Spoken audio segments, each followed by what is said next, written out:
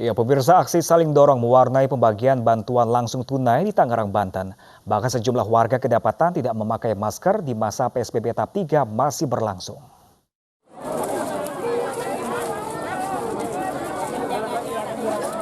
Warga Desa Cikande, Kecamatan Jayanti, Kabupaten Tangerang, Banten, berdesakan untuk mencairkan bantuan langsung tunai di kantor Desa Cikande. Banyaknya warga yang tidak sabaran membuat aksi saling dorong terjadi, hingga seorang ibu nyaris terjatuh di dalam antrian. Meski petugas sudah berusaha menertibkan, warga yang sudah mengantri sejak pagi ini tetap saja tidak menghiraukannya. Bahkan sejumlah warga kedapatan tidak mengenakan masker saat mengantri. Takut bukan ada virus nih, Bu? Enggak lah, mau lo be. Bu, kenapa nggak pakai masker? Pakai, barusan dilepaskan selfie dulu tadi. Ibu nggak takut emang nggak jaga jarak ini, Bu, sama COVID? Takut mah takut aja, Pak, demi duit.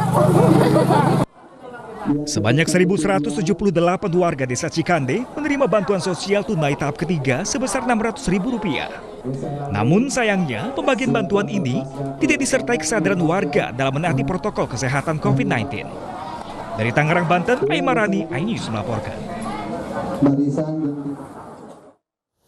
Sementara itu, pemirsa, demi bantuan sebesar Rp600.000, ratusan warga di Bandung, Jawa Barat antri berdesakan tanpa mengindahkan protokol kesehatan. Petugas juga kewalahan karena jumlah warga yang terlalu banyak.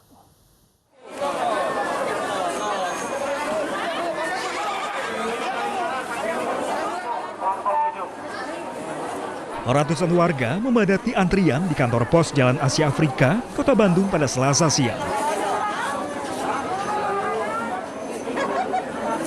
Warga dari dua kecamatan ini berdesakan demi mencairkan bantuan langsung tunai sebesar Rp600.000 dari pemerintah pusat.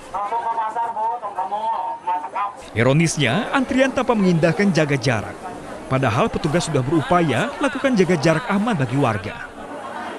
Namun petugas kewalahan karena jumlah warga yang terlalu banyak. Udah berapa jam nunggu? Jam berapa nih? 2 jam. Ya. Ini lagi nunggu antri apaan, Bu? Ya bansos. Bansos. Bu, ini nggak khawatir berdesak-desakan? Enggak ada pakai masker. Khawatir. Iya khawatir juga sih, takut kayak ini. Ini nunggu bantuan apa sih, Bu? Bantuan apa ya dari BLT ini? Iya. Berapa uangnya nanti? biasanya 300. 300. Ya, tapi katanya sekarang didobel. Menurut data, sekitar 2.500 warga di Kecamatan Regol dan Sumber Bandung menerima bantuan langsung tunai. Sementara, minimnya kesadaran menaati protokol kesehatan, muncul kekhawatiran akan kasus baru di tengah PSBB proporsional hingga 26 Juni mendatang. Dari Bandung, Jawa Barat, Billy Maulana Finkran, iNews melaporkan. Sementara itu, pemirsa, warga Desa Lasang Barat, Takalar, Sulawesi Selatan mengamuk di kantor desa setempat.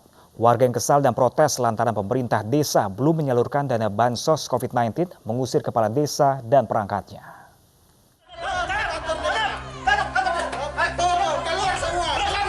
Warga Desa Lasang Barat, Takalar marah dan masuk ke kantor Desa Lasang Barat, Kecamatan Polong, Bengkeng Utara, Kabupaten Takalar, Sulawesi Selatan, Senin siang.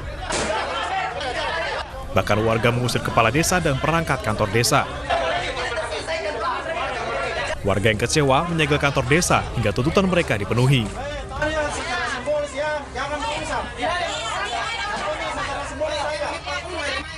Warga protes dan marah lantaran hingga kini pemerintah desa belum menyalurkan dana bantuan sosial COVID-19.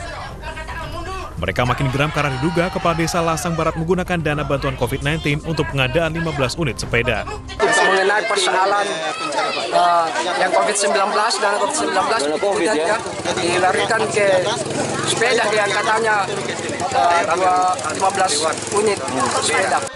Namun pihak desa membantah pengadaan sepeda untuk kepala dusun dan perangkat desa bukan berasal dari anggaran dana bansos COVID-19. Kita kasih untuk untuk kepala dusun dengan perangkat desa itu. Tapi bukan dana desa itu, kan APBD anggaran belanja desa. Ya itu.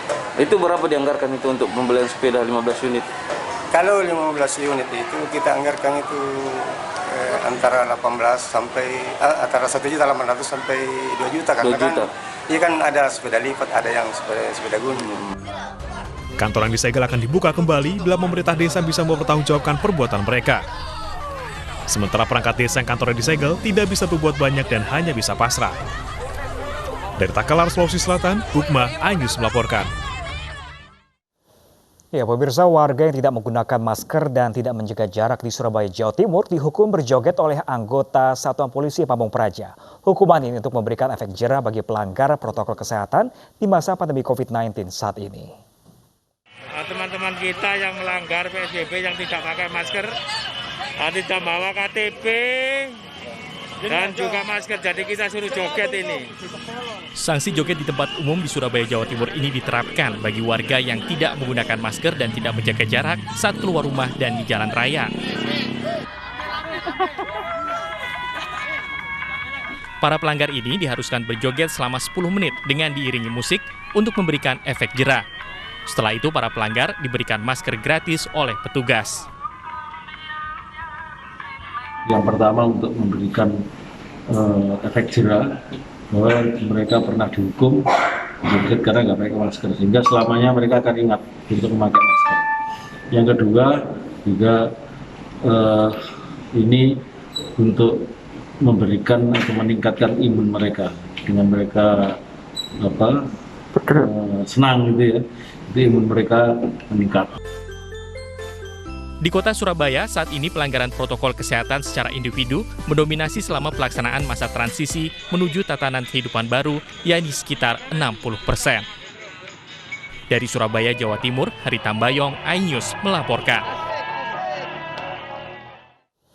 Ya, pemirsa, penambahan kasus positif COVID-19 baru kembali menyentuh angka 1.000. Total kasus positif kini menjadi 47.896, sementara penambahan paling banyak terjadi di Jawa Timur. Hari ini kita melakukan pemeriksaan spesimen, baik dengan TCM maupun dengan PCR, sebanyak 17.908 spesimen. Sehingga kumulatif sampai dengan saat ini kita telah melakukan pemeriksaan sebanyak 666.219 spesimen. Dari pemeriksaan ini kita dapatkan kasus positif sebanyak 1.051 orang, sehingga akumulasinya menjadi 47.896 orang.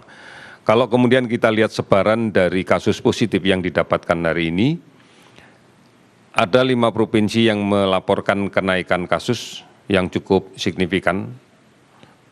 Yang pertama adalah Jawa Timur, kita dapatkan laporan kasus baru 258 orang dan sembuh 60 orang. Kemudian DKI Jakarta 160 kasus baru dan 100 sembuh. Sulawesi Selatan 154 kasus dan 42 sembuh. Sumatera Utara 117 kasus dan 3 sembuh. Papua 55 kasus dan tidak ada laporan sembuh.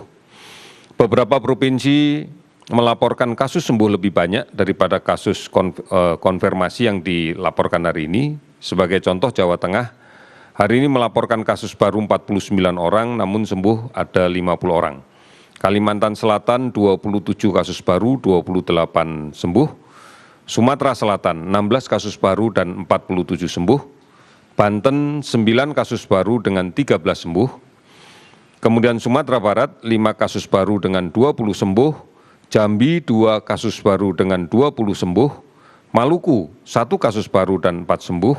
Kalimantan Utara tidak ada penambahan kasus namun melaporkan ada 10 kasus sembuh.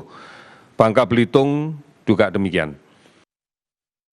Dalam konferensi pers kemarin, Ketua Gugus Tugas Percepatan Penanganan COVID-19, Letnan Jenderal Doni Monardo, bersama dengan Menteri Pariwisata dan Ekonomi Kreatif, Pak Wisnu Tama, dan Menteri Lingkungan Hidup dan Kehutanan, Ibu Siti Nurbaya Bakar, mengumumkan pembukaan kawasan pariwisata alam yang tersebar di 270 kabupaten kota dalam zona hijau dan atau zona kuning. Perlu diketahui, saudara-saudari, sejak 2017, Wisata alam seperti ekoturism, marine tourism, dan adventure adalah salah satu andalan pariwisata Indonesia, selain event budaya dan kegiatan olahraga yang juga sukses meraih perhatian wisatawan. Dan yang paling penting, Ketua Gugus Tugas menyatakan bahwa pembukaan kembali aktivitas masyarakat di bidang ini mempertimbangkan keinginan masyarakat yang sudah diikuti oleh persiapan-persiapan secara terukur dan terus-menerus oleh pemerintah pusat bersama-sama pemerintah daerah. Kawasan-kawasan pariwisata alam yang direncanakan akan dibuka secara bertahap adalah yang berbasis ekosistem dan konservasi dan dengan tingkat resiko COVID-19 yang paling ringan, dan kawasan wisata alam yang dikelola oleh masyarakat. Selain resiko rendah, pariwisata berbasis alam terbuka menjadi tulang punggung ekonomi rakyat. Rakyat yang mempromosikan pembangunan atau ekonomi berkelanjutan dengan memadukan pelestarian alam, edukasi, dan promosi kesadaran menjaga lingkungan hidup, dan ekonomi lokal yang berkelanjutan atau sustainable economy. Dan berbagai prediksi ekonomi memberikan sinyal bahwa kegiatan wisata yang berbasis alam atau outdoor paling cepat rebound. Karena ekoturism adalah wisata dengan minat khusus, kembalinya ekowisata Indonesia akan juga berhubungan dengan wellness tourism. Saudara-saudari, para penggiat wisata alam dan pengelola kawasan, ingat pesan Ketua Gugus Tugas dan Menteri Pariwisata dan juga Menteri Lingkungan Hidup. Kawasan pariwisata alam dibukanya secara bertahap dan batasan pengunjung maksimal 50% dari kapasitas. Jadi, tidak boleh ada kerumunan dan selalu jaga jarak aman. Teknis pembukaan lokasi daya tarik wisata terkait dari jam dan operasional tergantung dari ketentuan yang berdasarkan peraturan dan kebijakan pemerintah daerah dan harus dengan penerapan protokol kesehatan yang ketat. Ya, pemirsa, kasus corona di Indonesia masih terus bertambah. BKKBN mencatat terjadi peningkatan kehamilan selama pandemi COVID-19 dan tercatat 400.000 kehamilan tidak direncanakan di masa pandemi dan diperkirakan ada lebih dari 420.000 bayi lahir di tahun 2021. Informasi selengkapnya di Prime Show with Ira Kusno yang akan disiarkan live pada hari Kamis 25 Juni 2020 pukul 18.30 waktu Indonesia bagian Barat. Boleh, nikah boleh, tapi hamil jangan. Ingat ya ibu-ibu, sekali lagi tunda hamil dulu. Papa, tunda saja dulu. Oke. Tunda dulu. Tahan saja dulu. Jangan hamil dulu. Karena lagi corona. Nikah saja dulu. Tapi hamil tunda dulu. Nikah boleh, hamil tunda dulu.